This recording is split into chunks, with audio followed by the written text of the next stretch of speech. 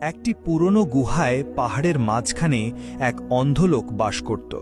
সে বহু বছর আগে দৃষ্টিশক্তি হারিয়েছিল। তার একমাত্র পেশা ছিল দড়ি বানানো। সে খুব দক্ষতার সাথে দড়ি বুনত এবং তা বিক্রি করত পথচারী ব্যবসায়ী বা গবাদি পশুর রাখালদের কাছে। এক রাতে চারপাশ ছিল একেবারে শান্ত। হঠাৎ সে গুহার মুখে এক নারীর কণ্ঠস্বর শুনল। সে কোনো পায়ের শব্দ শোনেনি, শুধু শুনল এক কণ্ঠস্বর বলছে, তুমি কি আবার আলো দেখতে চাও? লোকটি তখন জিজ্ঞেস করল, তুমি কে? তখন নারীটি তার দিকে তাকিয়ে বলল, আমি সেই নারী যে তোমার কাছ থেকে কেড়ে নেওয়া আলো তোমায় ফিরিয়ে দিতে এসেছি। লোকটি তখন বলল, যদি তুমি জাদুকরী হও তাহলে তুমি তোমার পথ ধরো, আমার কাছে সময় নেই, কোনো টাকা পয়সাও নেই।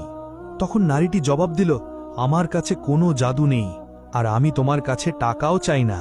আমি এমন একজন নারী যে জানে কিভাবে দৃষ্টি ফিরিয়ে দিতে হয়, যদি তুমি সত্যি তা চাও। এটা শুনে লোকটি বলল, আর এর বিনিময়ে তুমি কি চাও? নারীটি তখন উত্তরে বলল, বিনিময়ে তুমি আমাকে বিয়ে করবে, তবে আমার উৎস বা পরিবার সম্পর্কে কখনো কিছু জিজ্ঞেস করবে না। লোকটি তখন অবাক হয়ে বলল, কোন নারী এমন একজন অন্ধ লোককে বিয়ে করতে চায়, যে একটা গুহায় বাস করে আর যার দুনিয়ায় কিছুই নেই? এটাও কি সম্ভব? তখন নারীটি বলল, আমি এমন একজন পুরুষ খুঁজছি যে রাত নিয়ে প্রশ্ন করে না এবং অন্ধকারের অতীত খুঁড়ে দেখে না। লোকটি তখন কিছুক্ষণ চিন্তা করল, তারপর বলল, আমার তো হারানোর কিছু নেই। যদি তুমি সত্যি তা সত্য বলে থাকো তাহলে যা বলেছ তা করো, আমি রাজি আছি।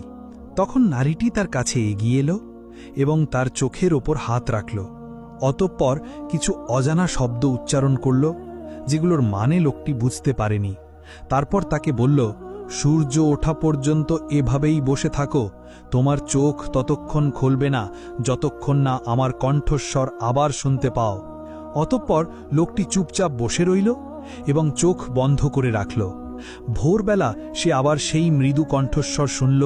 মেয়েটি এসে বলল, তোমার চোখ খোলো।